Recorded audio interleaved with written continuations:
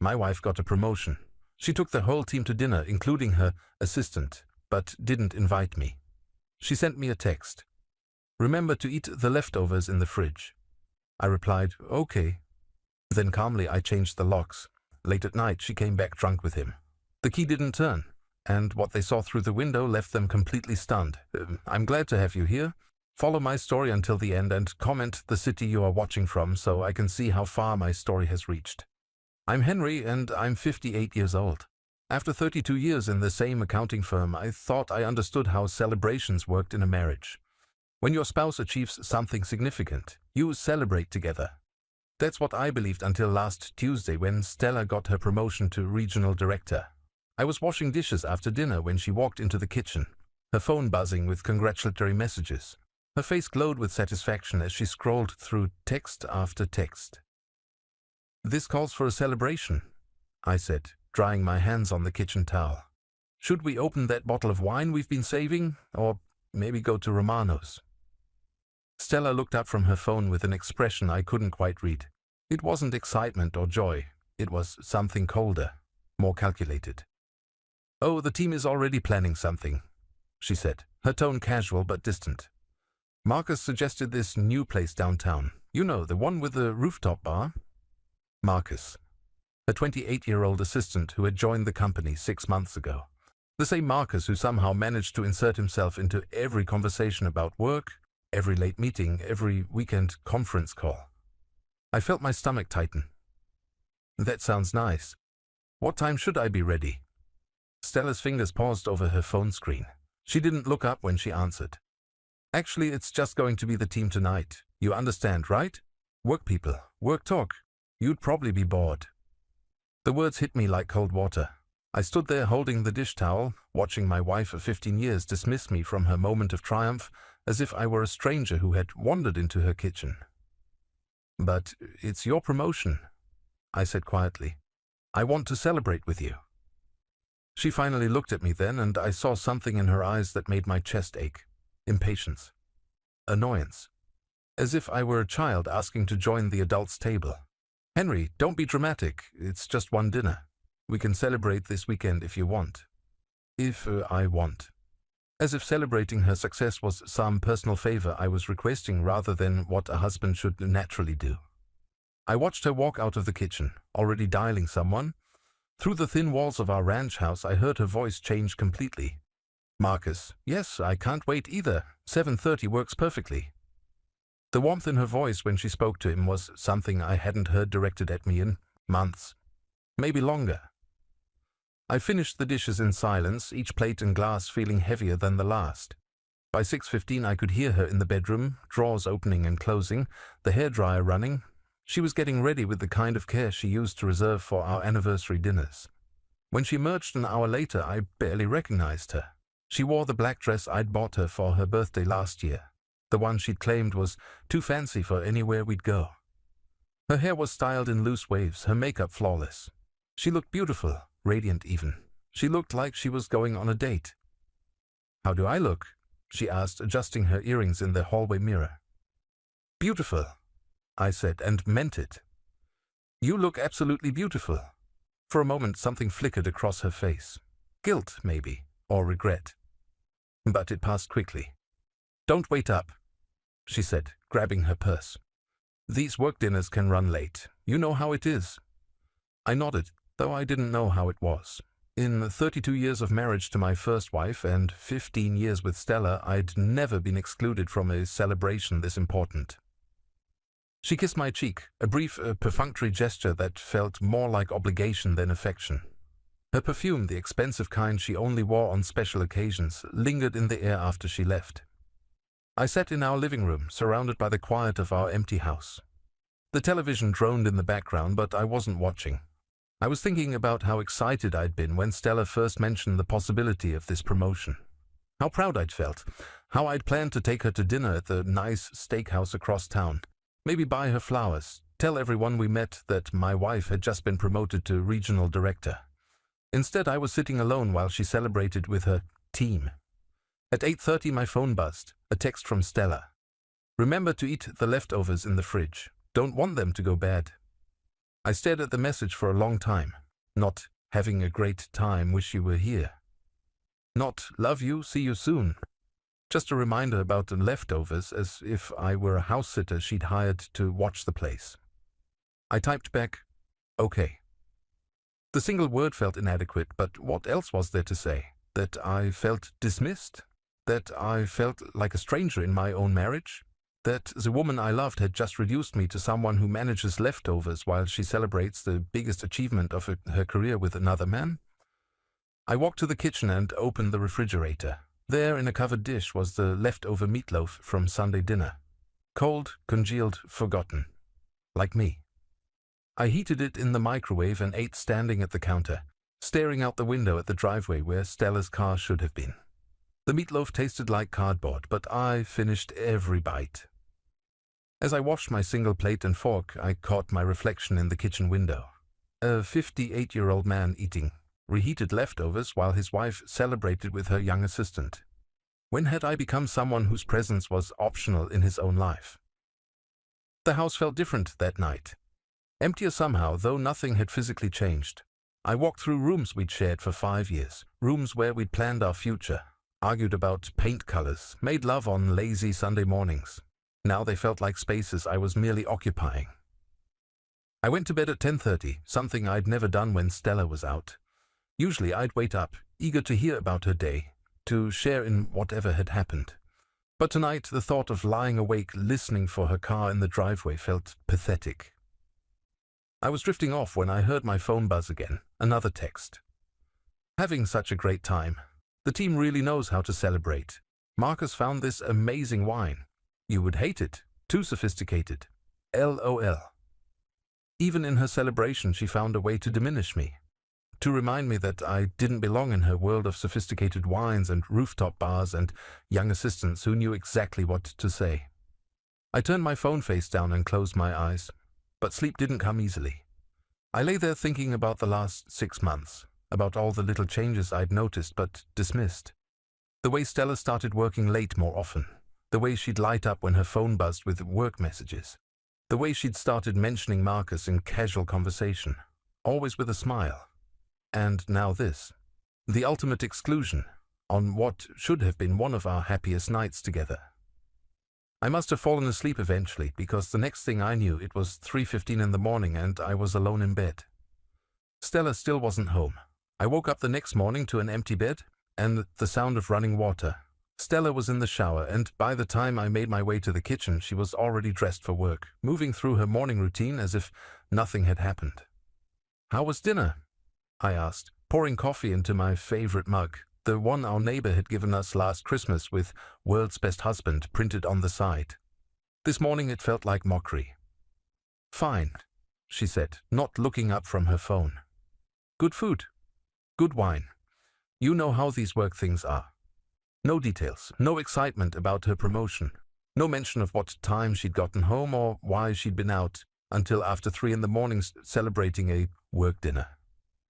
She kissed my forehead on her way out, the same perfunctory gesture as the night before, and left me standing in the kitchen with my coffee and a growing sense that something fundamental had shifted in my marriage.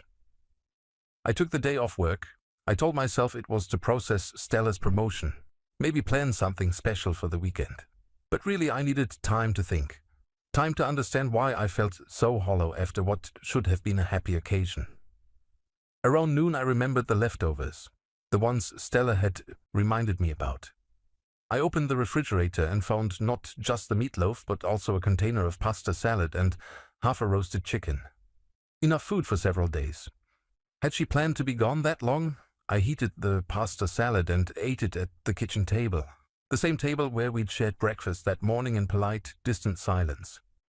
As I chewed the cold pasta, I found myself staring at Stella's home office door.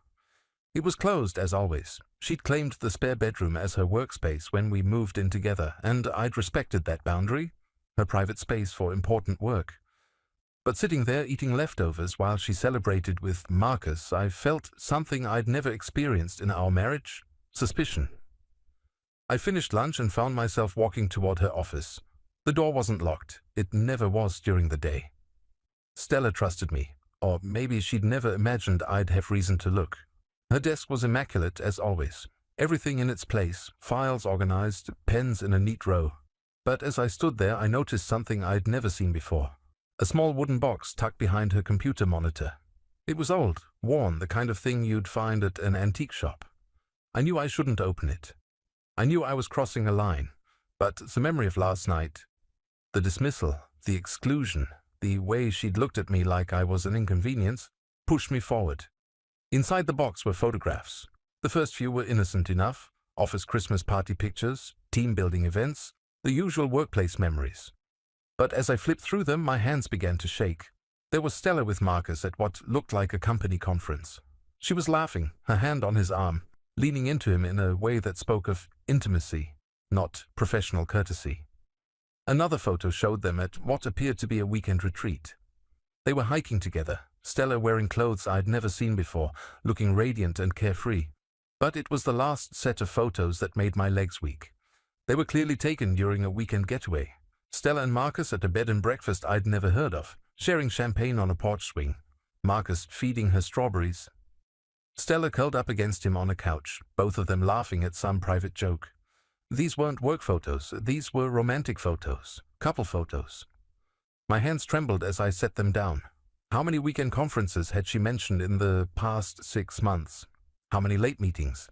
How many times had she claimed to be working when she was actually living a completely different life?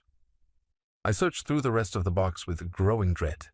There were ticket stubs from movies I'd never seen with her, restaurant receipts from places she'd never mentioned, a hotel keycard from a resort 3 hours away, dated just 2 weekends ago. The same weekend she'd claimed to be visiting her sister. At the bottom of the box was a small leather journal. I opened it with shaking hands. The entries were brief but devastating. March 15th.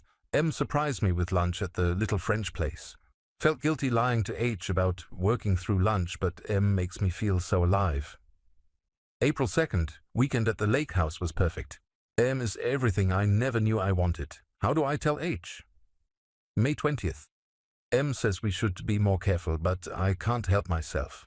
When I'm with him, I remember who I used to be before settling for comfort. Settling for comfort. That's what our 15-year marriage was to her. Comfort.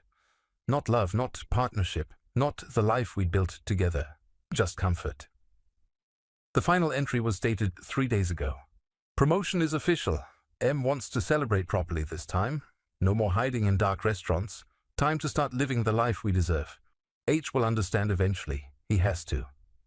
I closed the journal and carefully placed everything back in the box exactly as I'd found it. My hands were steady now, my mind surprisingly clear. The shock was wearing off, replaced by something else. Not anger exactly. More like resignation. The kind of clarity that comes when you finally understand a truth you've been avoiding. I walked back to the kitchen and sat down with my coffee, now cold. The house around me looked the same, but everything had changed.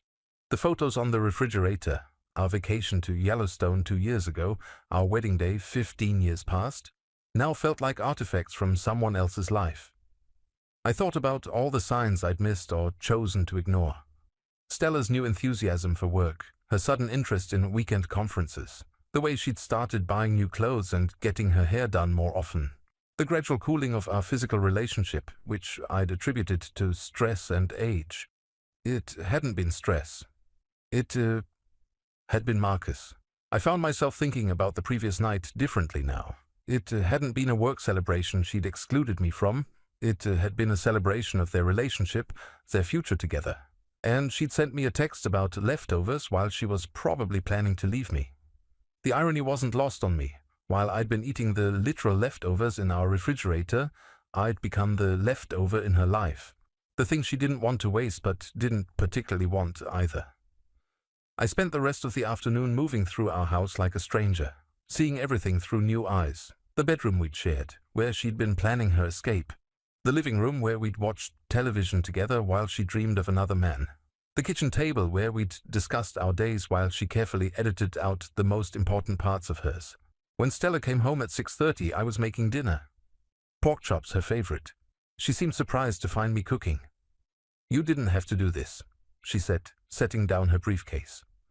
"I could have grabbed something on the way home." "I wanted to," I said, and it was true. I wanted one more normal evening before everything changed, because now I knew it would change. It had to. "How was your day?" she asked, the question automatic, expected. "Quiet," I said, flipping the pork chops. I had time to think. Something in my tone made her look up from her phone. "Think about what?" I turned to face her, studying the woman I'd loved for 15 years. She was still beautiful, still the person I'd married, but she was also a stranger who kept photographs of another man in a hidden box and wrote about our marriage as if it were a prison sentence. "About us," I said. "About what we want. About what makes us happy." She blinked, clearly not expecting this conversation. "Henry, if this is about last night..." "It's not about last night," I said quietly. "It's about everything." We had dinner in careful, polite conversation. Stella mentioned a new project at work. I told her about a book I was reading. Neither of us mentioned Marcus or promotions or the fact that she'd come home at 3 in the morning. It was the kind of dinner we'd shared hundreds of times before, but this time I knew it was ending. Not just the dinner, but all of it. After she went to bed, I sat in my chair in the living room, staring at nothing. Tomorrow I would have to decide what to do with what I'd learned. But tonight I just sat in the quiet of our house, surrounded by the remnants of a marriage I'd thought was real. The hardest part wasn't the betrayal, I realized. It was understanding that I'd been living a lie for months, maybe longer, that the woman sleeping in our bedroom had already left me in every way that mattered. I was just the last one to know. I didn't sleep that night. I lay in bed next to Stella, listening to her breathe, watching the ceiling fan turn in the darkness. She slept peacefully, completely unaware that I'd discovered her secret life. At some point around 4 in the morning, I made a decision that surprised me with its clarity. I wasn't going to confront her. Not yet. Instead, I was going to be smart about this. For the first time in months, maybe years, I was going to take control of my own life. The next morning, I waited until Stella left for work before I called in sick. Then I drove to the hardware store and bought new locks for every door in the house. Not because I wanted to keep her out permanently, but because I needed to understand exactly what I was dealing with. While I was installing the new deadbolt on the front door, my phone rang. It was my brother Tom calling from Portland. "Henry, you sound terrible. What's wrong?" I paused, screwdriver in hand. Tom and I had always been close, but I'd never been the type to burden him with marital problems. This felt different, though. This felt like something I couldn't handle alone. "Stella's having an affair," I said, the words coming out flat and matter-of-fact. The silence on the other end stretched so long I thought the call had dropped. "Jesus, Henry, are you sure?" I told him about the photos, the journal, the way she'd excluded me from her celebration. When I finished, Tom was quiet for another long moment. "What are you going to do?" "I don't know yet," I admitted. "But I'm not going to be stupid about it." "Good," Tom said firmly. "Don't do anything rash. And Henry, document everything. If this goes where I think it's going, you will need proof." After we hung up, I sat on my front porch steps, looking at the new locks I'd just installed. The house felt different already, more like mine than ours. For the first time in months, I felt like I had some control over my own space. Around noon, I decided to do something I'd never done before. I drove to Stella's office. I wasn't planning to confront her or cause a scene. I just wanted to see them together, to understand what I was really dealing with. The parking lot was nearly empty. Most people were out to lunch. I parked across the street and waited. At 12:45, Stella emerged from the building. She wasn't alone. Marcus walked beside her, his hand resting casually on the small of her back.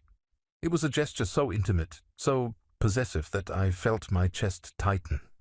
This wasn't a new relationship. This was established, comfortable. They moved together like a couple who'd been together for months. They got into Marcus's silver BMW and drove away.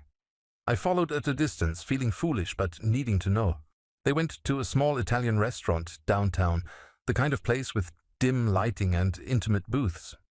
Through the window, I watched them sit across from each other, leaning in close, their conversation animated and clearly romantic. Stella laughed at something Marcus said, reaching across the table to touch his hand. It was the kind of lunch date I'd been asking her to go on for years. She'd always claimed to be too busy, too stressed with work to take long lunch breaks. But here she was, taking exactly that kind of break with him. I drove home feeling hollow but determined. This wasn't just an affair. This was a complete alternate life she'd been living. And I'd been relegated to the role of unknowing roommate who paid half the bills. That afternoon I did something else I'd never done. I went through our joint bank statements. What I found made my stomach turn. Over the past 6 months there had been charges I'd never noticed before. Restaurants I'd never been to. Hotels in cities where Stella claimed to have work conferences. A jewelry store charge for $800 in April. I'd never seen any new jewelry. The most damning charge was from 2 weeks ago. A $500 dinner at the most expensive steakhouse in the city. The same night Stella had told me she was working late and would just grab a sandwich at the office.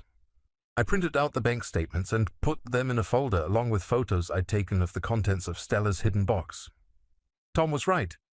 I needed documentation. As I was organizing the papers, my phone buzzed. A text from Stella. "Working late again tonight. Don't wait up. There's leftover soup in the fridge."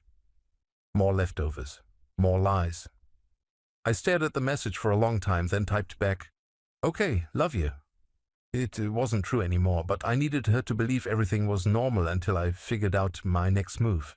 Around 6 o'clock, I was sitting in my living room when I heard a car door slam in the driveway. I looked out the window and felt my blood run cold. Stella's car was in the driveway, and Marcus was getting out of the passenger seat. They weren't working late. They were coming to my house. I watched through the window as Stella fumbled with her keys, clearly having had a few drinks. Marcus stood close behind her, his hand on her waist. When she couldn't get the key to work, she giggled and tried again. The key wouldn't turn because I'd changed the locks. I sat very still, watching them through the window. Stella tried the key several more times, her giggling turning to confusion, then frustration. She pulled out her phone and started typing what I assumed was a text to me. My phone buzzed. "Key isn't working.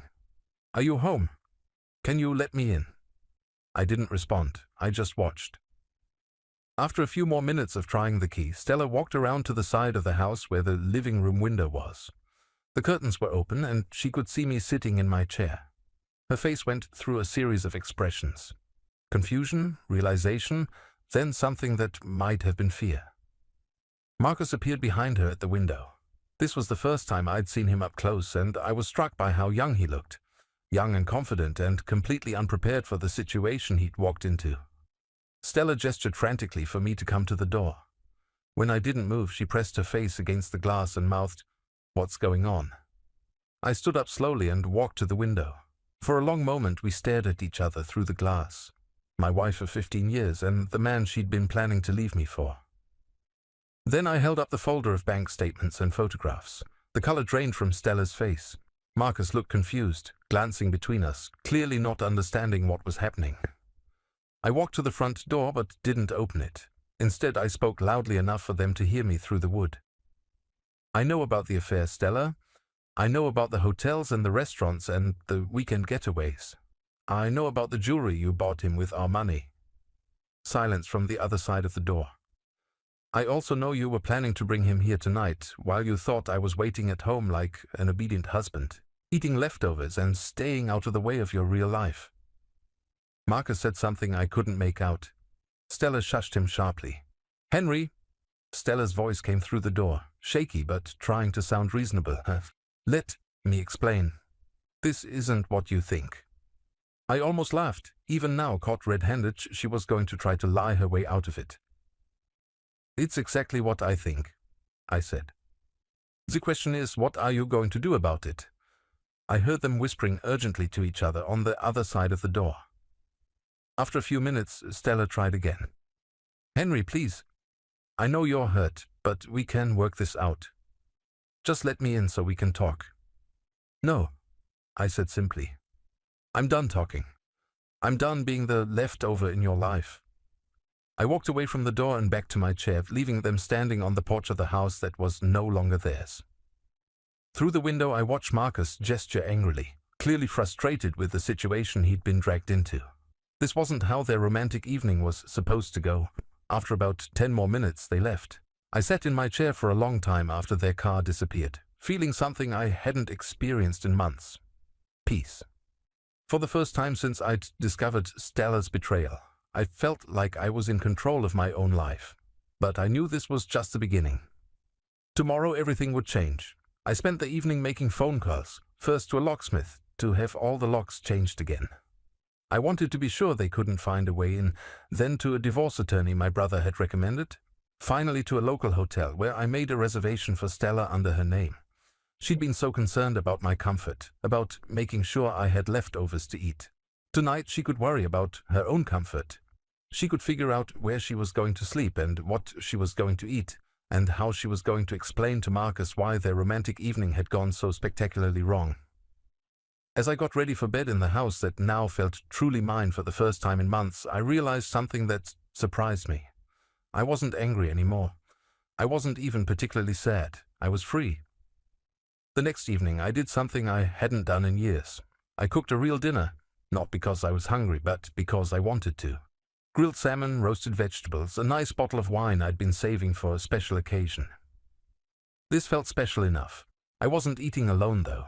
Across from me sat Patricia Hendricks, the divorce attorney my brother had recommended. She was a woman in her early 60s with steel grey hair and kind but sharp eyes. She'd agreed to meet me at the house after hours because, as she put it, sometimes you need to see the whole picture to understand the case. "The documentation you've provided is excellent," Patricia said, reviewing the folder I'd prepared. "Bank statements, photographs, the journal entries. This will make things much simpler. We were discussing asset division when we heard a car in the driveway." Patricia looked up from her papers. "Expecting someone?" I glanced at my watch, 7:45. "Actually, yes, I think we're about to meet my wife." Through the dining room window, I could see Stella getting out of Marcus's BMW. She looked nervous, checking her reflection in the car's side mirror, smoothing her hair. Marcus appeared less confident than he had the night before. The reality of the situation was clearly settling in for both of them. "They're coming to get her things," I explained to Patricia, "and probably to try to convince me that this is all a misunderstanding." Patricia raised an eyebrow. "Is that what you want? To be convinced?" I thought about it for a moment, watching Stella walk up the front path of the house we'd shared for 5 years. Did I want to be convinced? Did I want her to have some explanation that would make the photos and the journal and the months of lies disappear? "No," I said, surprised by how certain I sounded. "I want this to be over." The doorbell rang. "Would you like me to step out?" Patricia asked quietly. "No," I said again. "I want you to stay. I want her to see exactly where this is heading." I opened the door to find Stella standing on the porch, Marcus hovering behind her, looking deeply uncomfortable. Stella had clearly been crying. Her makeup was smudged, her eyes red. When she saw me, she tried to smile, but it came out shaky and desperate. "Henry," she said, her voice soft and pleading. "Thank God you're here. I was so worried after last night. I tried calling, but you didn't answer." I had indeed ignored her 17 phone calls and 12 text messages. Patricia had advised me to document any contact but not to respond until we had a clear legal strategy. "I was busy," I said simply. "Can we come in, please? I know you're upset, but we need to talk about this like adults." I stepped aside and gestured them into the living room. As they passed through the dining room, both of them stopped short at the sight of Patricia sitting at our table with legal documents spread in front of her. "Henry!" Stella's voice was barely a whisper. "Who is this?" "Patricia Hendricks," I said calmly. "My attorney." The color drained from Stella's face. Marcus took an involuntary step backward, clearly wanting to be anywhere else in the world. "Your attorney?" Stella repeated, as if the words didn't make sense. "Patricia, I'd like you to meet my wife, Stella, and her companion, Marcus." Patricia stood gracefully and extended her hand to Stella, who shook it automatically, still looking stunned. "Mrs. Holloway, I'm sorry we're meeting under these circumstances." Marcus mumbled something that might have been a greeting, his face bright red. The confident young man who had been feeding my wife strawberries in romantic photographs looked like he wanted to disappear into the floor. "I don't understand," Stella said, her voice gaining strength as the shock wore off. "Henry, you can't just... We haven't even talked about this. You're jumping to conclusions." Am I? I asked. I walked to the bookshelf where I'd placed one of the photographs. From her hidden box, the one of her and Marcus sharing champagne at the bed and breakfast. I handed it to her. Tell me what conclusion I should draw from this. Stella stared at the photo, her mouth opening and closing without sound. Marcus looked over her shoulder and closed his eyes in defeat. That's not... She started, then stopped. There was no point in lying anymore, and we all knew it. There are 17 more photos like that one, I said quietly. Plus bank statements showing $5,300 in charges for hotels and restaurants I've never been to. Plus your journal, where you wrote about how our marriage was just settling for comfort, and how you deserve better. Patricia cleared her throat gently. Perhaps we should all sit down. We moved to the living room, though Marcus remained standing near the door as if ready to bolt. Stella perched on the edge of the couch she'd picked out 2 years ago, her hands trembling slightly. Henry, she began, her voice taking on the reasonable tone she used when she was trying to manage a difficult client. I know this looks bad. I know I should have told you sooner. But you have to understand, this wasn't planned. It just happened. What just happened? I asked. The affair? Or getting caught? She flinched. Don't call it that. What should I call it? A working relationship? A team-building exercise? Marcus finally spoke up, his voice cracking slightly. Look, Mr. Holloway, I never meant for it to go this far. It started as just friendship, and then you started sleeping with my wife. I finished for him. Henry, Stella snapped, some of her old authority returning. You don't have to be cruel. I looked at her sitting there, still beautiful, still trying to control the narrative even as her world collapsed around her. For 15 years I'd loved this woman. I'd built a life with her, planned a future. And she'd thrown it away for a 28-year-old who looked ready to run, screaming from the room. You want to talk about cruel? I asked. Let me tell you what's cruel. Cruel is excluding your husband from celebrating your promotion so you can be with your boyfriend. Cruel is sending me texts about leftovers while you're planning romantic getaways. Cruel is spending our money on jewelry for another man. Cruel is writing in your journal about how disappointed you are in the life we built together. With each word, Stella seemed to shrink a little more. By the time I finished, she was crying again. I never wanted to hurt you, she whispered. But you did, I said simply. Every day for months you hurt me. You made me feel like I was in the way of my own life. Patricia, who had been sitting quietly through this exchange, finally spoke. Mrs. Holloway, I think it would be best if we discussed the practical matters. Mr. Holloway has asked me to file for divorce on grounds of adultery. Stella's head snapped up. Divorce? Henry, you can't be serious. We can work this out. We can go to counseling. We can figure this out together. I felt something break loose in my chest, like a knot I'd been carrying for months, finally coming undone. No, Stella. We can't work this out. Because you already made your choice. You chose Marcus. You chose secret dinners and romantic weekends and a completely separate life that didn't include me. The only reason you want to work it out now is because you got caught. That's not true, she protested, but her voice lacked conviction. I turned to Marcus, who had been trying to blend into the wallpaper.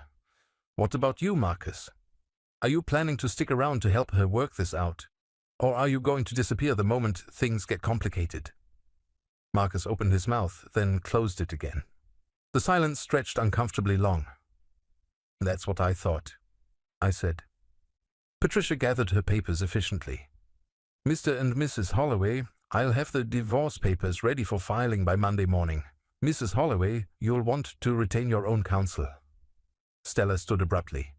This is happening too fast. Henry, please, just give me some time to think, to figure out what I want. I looked at her for a long moment, this woman who had shared my bed and my life and my dreams for 15 years. You had time to think, Stella. You had months to think. You thought about Marcus and romantic weekends and expensive dinners and how disappointing your marriage was. The one thing you didn't think about was telling me the truth. Where am I supposed to go? She asked, and for the first time she sounded truly lost. I reached into my pocket and pulled out a hotel keycard. I made you a reservation at the Hampton Inn downtown. 3 nights, prepaid. She stared at the keycard as if it were a snake. You want me to leave? I want you to face the consequences of your choices, I said. For months you've been living 2 lives. Now you get to choose which one you really want. Marcus stepped forward awkwardly. Stella, maybe we should go. We can figure this out somewhere else. Yes, I agreed. You should go figure it out somewhere else. Patricia handed Stella a business card. You'll want to call this number. She's an excellent family attorney. As they walked toward the door, Stella turned back one more time. Henry, I want you to know that I did love you. I do love you. I nodded. I believe you did, but love wasn't enough to keep you from lying to me every day for 6 months. After they left, I sat back down at the dining room table with Patricia. The salmon had gone cold, but I didn't care. For the first time in months, I felt like I could breathe properly. How do you feel? Patricia asked gently. I considered the question. How did I feel? Sad, certainly. Angry a little, but more than anything I felt relieved. Free, I said finally. For the first time in a long time, I feel free. Patricia smiled. Good. That's how you should feel. As I cleaned up the dinner dishes later that night, I realized something that surprised me. I wasn't afraid of being alone. I'd been alone for months without knowing it, eating leftovers while Stella lived her real life elsewhere. Now finally I could start living my real life too. The divorce papers were filed on Monday morning, just as Patricia had promised. By Tuesday afternoon, Stella was calling me every hour. I didn't answer, but I listened to the voicemails. They started angry, then became pleading, then desperate. Henry, you're being ridiculous. We can fix this. Please just talk to me. I know I made mistakes, but this doesn't have to end our marriage. I left Marcus. I told him it was over. Doesn't that mean anything to you? It meant she was panicking. It meant the reality of losing everything was finally sinking in. But it didn't change what she'd done or who she'd become in the process. On Wednesday, she showed up at my office. I worked for a mid-sized accounting firm downtown, the same place I'd been for 12 years. It was steady, reliable work. The kind of job Stella used to call safe, in a tone that made it clear she didn't mean it as a compliment. My secretary, Mrs. Chen, buzzed my desk at 2:30. Henry, your wife is here. She says it's urgent. I could see Stella through the glass wall of my office, pacing in the reception area. She looked terrible, hollow-eyed, her usually perfect hair limp, her clothes wrinkled as if she'd slept in them. Send her in, I said. Stella rushed into my office and closed the door behind her. Thank God. I've been trying to reach you for days. I know, I said, not looking up from my computer screen. I've been getting your messages. Then why won't you call me back? Henry, we need to talk about this like rational adults. I finally looked at her. The woman standing in my office bore little resemblance to the confident, radiant person who had walked out of our house to celebrate her promotion with Marcus. This Stella looked broken, desperate. What's there to talk about? I asked calmly. Everything, she exploded. Our marriage, our future, what we're going to do about this mess. There is no mess, Stella. There's just the end of our marriage. She sat down heavily in the chair across from my desk. You can't mean that. 15 years, Henry. Doesn't that count for anything? It did, I said simply. Right up until you decided it didn't. I never said it didn't matter. I made a mistake, okay? I got caught up in something that felt exciting and new, and I lost sight of what was important. I leaned back in my chair, studying her face. When did it start? What? The affair. When did it start? She looked down at her hands. It wasn't an affair at first. We were just friends. When, Stella? October, she whispered. October. 7 months ago. I thought about all the nights she'd worked late, all the weekend conferences, all the times. I'd asked if everything was okay, and she'd assured me it was. So, for 7 months, you've been lying to me every single day. It wasn't like that. In the beginning, it really was just friendship. The romantic part didn't start until January. January. 4 months of active betrayal, of coming home to me after being with him, of planning a future that didn't include me while pretending everything was normal. I know about the hotel in Asheville, I said quietly. She went very still. What? The bed and breakfast, Valentine's Day weekend. You told me you were visiting your sister in Charlotte. Stella's face crumpled. How do you know about that? I know about all of it. The dinner at Romano's in March when you said you were working late. The weekend conference in Atlanta that was actually a couple's retreat. The jewelry you bought him with our joint account. How long have you known? She whispered. About the affair?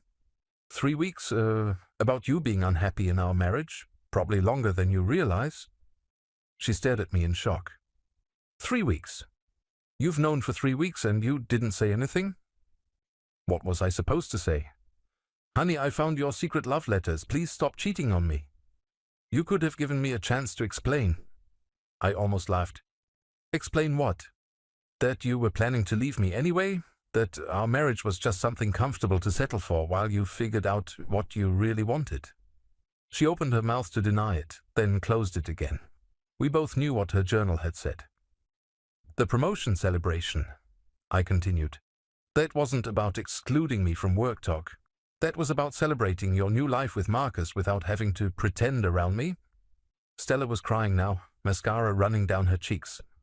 I never meant for it to go this far. But it did go this far, and the only reason you want to stop now is because you got caught. My phone rang. Mrs. Chen's voice came through the speaker. Henry, I'm sorry to interrupt, but there's a gentleman here to see Mrs. Holloway. He says it's urgent. Through the glass wall I could see Marcus standing in the reception area. He looked as bad as Stella. Unshaven, his usually crisp shirt rumpled. Send him in, I said. Stella turned to see Marcus approaching and her face went white. Oh God, Marcus, what are you doing here? Marcus entered my office looking like a man walking to his execution.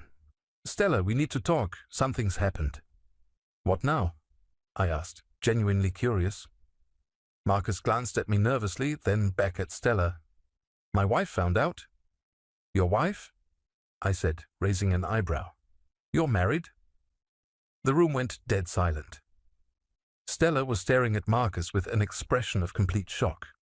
You're married? She repeated, her voice barely audible. Marcus ran his hands through his hair. Yes, we've been separated for 6 months, but we're still legally married. Sarah found out about us, and she's threatening to tell Mr. Davidson. Mr. Davidson was the CEO of Stella's company, the same CEO who had a very public policy about maintaining professional standards and avoiding conflicts of interest. She has photos, Marcus continued miserably, of us at the restaurant, at the hotel in Asheville. She hired a private investigator. I watched this revelation hit Stella like a physical blow. Not only had Marcus been lying to her about his marriage, but now their affair was about to become public knowledge at her workplace. This can't be happening, Stella whispered. It gets worse, Marcus said. Sarah's divorce attorney contacted HR today. They're launching an investigation into our relationship to determine if it violates company policy. I had to admit I felt a certain dark satisfaction watching this unfold. Stella had been so careful to keep me in the dark while she lived her double life. Now she was discovering that Marcus had been living a triple life. How long have you been married? I asked Marcus, genuinely curious. 4 years, he admitted. And you've been separated for 6 months, which means you were still living with your wife when you started the affair with mine. Marcus nodded miserably. I turned to Stella. Did you know any of this? She shook her head, still in shock. He told me he was single. He said he'd never been married. So he lied to you the way you'd lied to me. The irony wasn't lost on any of us. Marcus shifted uncomfortably. Stella, I think we should lay low for a while. Maybe take a break until this all dies down. A break? Stella's voice was getting higher. Marcus, I left my husband for you. I destroyed my marriage for you. I know and I'm sorry, but with the investigation and Sarah threatening to expose everything, you're abandoning me, Stella said flatly. Marcus didn't deny it. I stood up from my desk. I think you two need to have this conversation somewhere else. Henry, please. Stella turned to me desperately.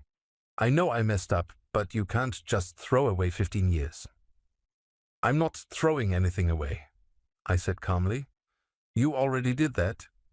After they left, I sat in my office for a long time, processing what I'd just witnessed.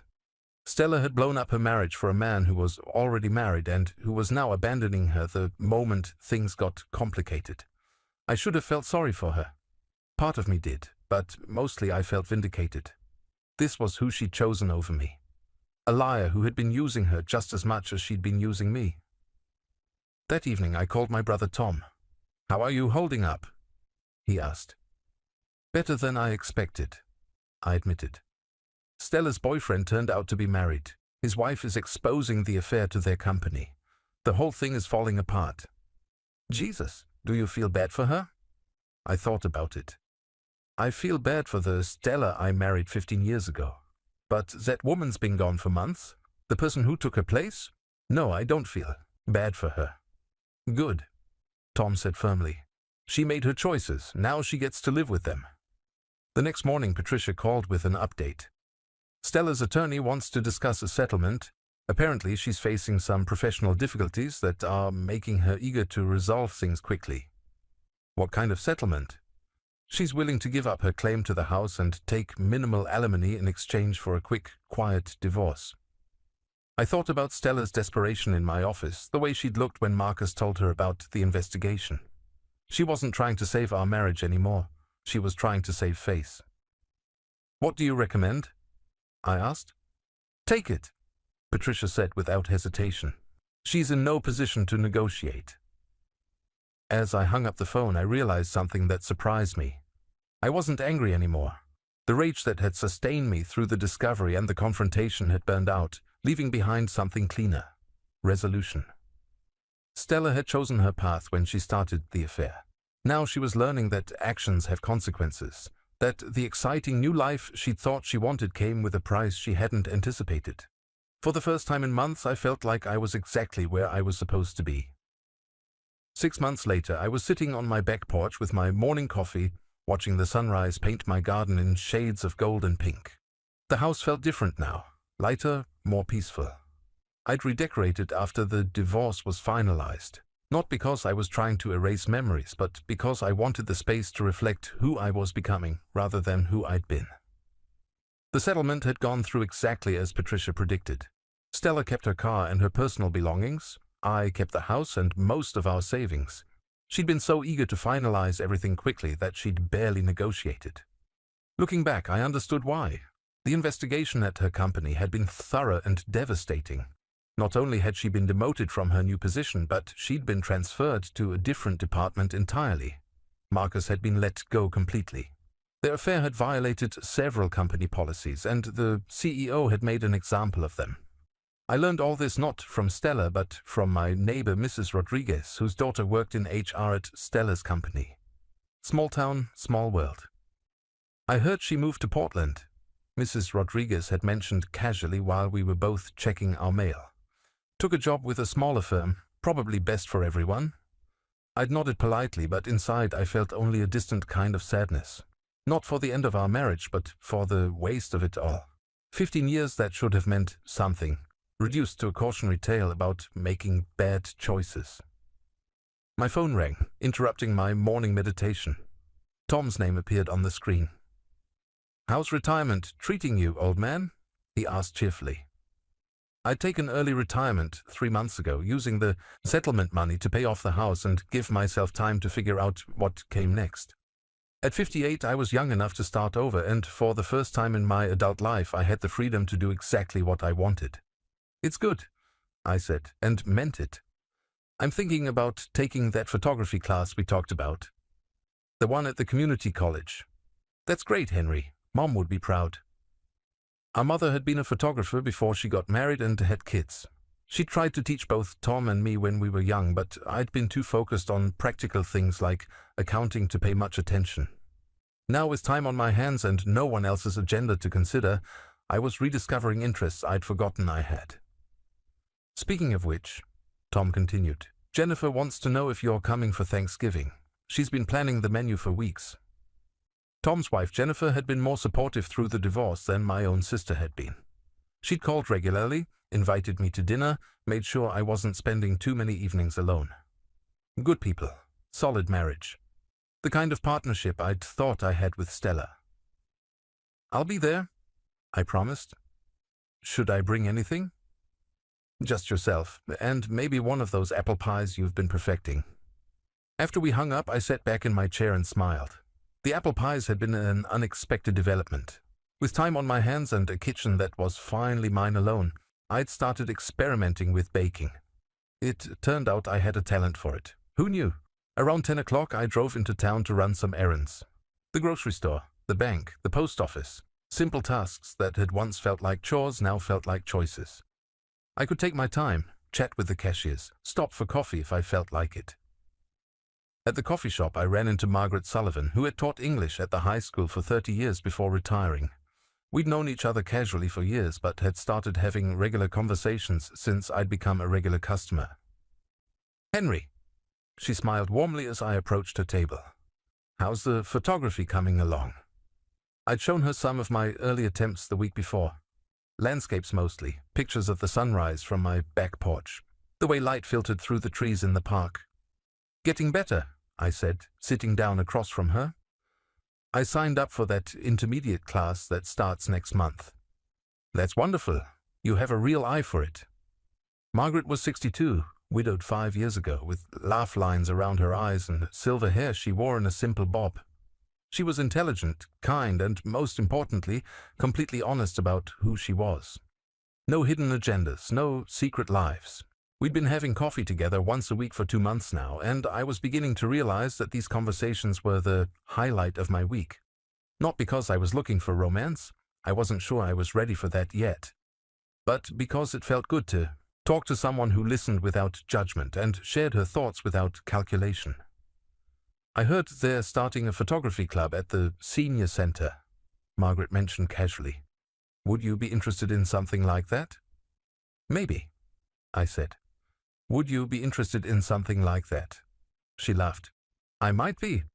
I've always wanted to learn." We sat in comfortable silence for a moment, watching the morning crowd come and go. It struck me how different this was from conversations with Stella. No underlying tension, no sense that I was missing something important, no feeling that I needed to be anyone other than exactly who I was. "Can I ask you something?" Margaret said finally. "Of course. Do you ever regret it? The divorce, I mean. Ending such a long marriage?" It was a question I'd been asking myself for months. Everyone else seemed to assume I must have regrets, must miss the partnership and companionship of marriage. Even Tom had asked me directly if I was lonely. "No," I said, surprising myself with how certain I sounded. "I regret that it ended the way it did. I regret that Stella felt she had to lie instead of just telling me she was unhappy. But I don't regret ending it." Margaret nodded thoughtfully. "My marriage wasn't perfect, but Robert and I always talked through our problems.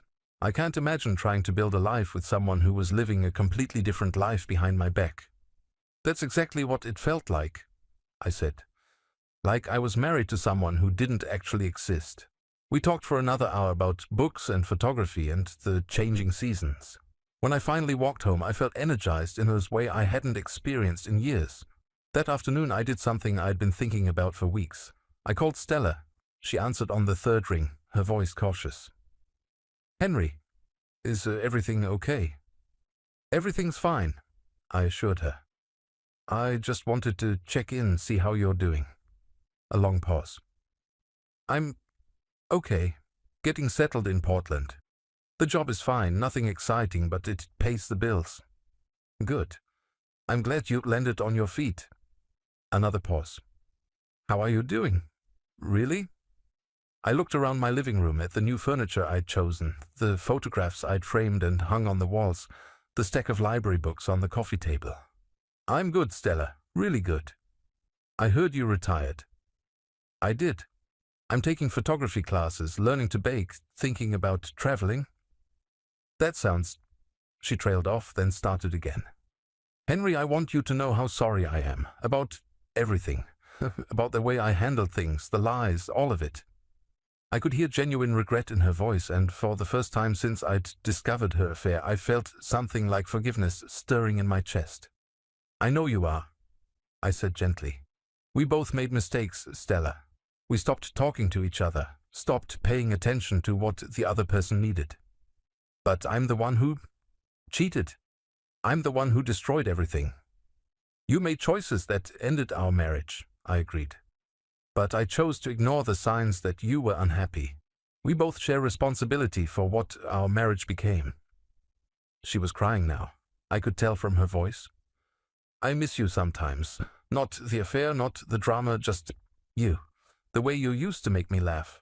The way you always knew how to fix things." I felt my throat tighten. "I miss parts of us too, but we can't go back, Stella. We can only move forward. I know, I hope you find someone who deserves you." After we hung up, I sat in my chair for a long time, processing the conversation. It was the closure I hadn't realized I needed. Not forgiveness exactly, and certainly not reconciliation, but an acknowledgement that we'd both been human beings trying to figure out how to be happy and making imperfect choices along the way. As the sun set behind the trees in my backyard, I thought about the future for the first time without anxiety or anger. Tomorrow I would go to my photography class. This weekend I would visit Tom and Jennifer. Next month I might ask Margaret if she'd like to have dinner instead of just coffee. For 58 years I'd lived my life according to other people's expectations and schedules. I'd been a good son, a reliable employee, a faithful husband. Now finally I had the chance to figure out who I was when no one else's needs were driving my decisions. The house around me was quiet, but it wasn't the heavy silence of loneliness. It was the peaceful quiet of contentment. For the first time in my adult life, I was exactly where I wanted to be, doing exactly what I wanted to do, with exactly the people I chose to spend time with. Stella had wanted me to remember the leftovers in the refrigerator. Instead, I'd learned to cook fresh meals for myself every day. She'd excluded me from her celebration. Instead, I'd learned to celebrate small victories. A good photograph, a successful pie, a meaningful conversation with a friend. I wasn't the leftover in anyone's life anymore. I was the main course in my own, and for the first time in months when I went to bed that night, I fell asleep not thinking about what I'd lost, but about what I was going to discover next.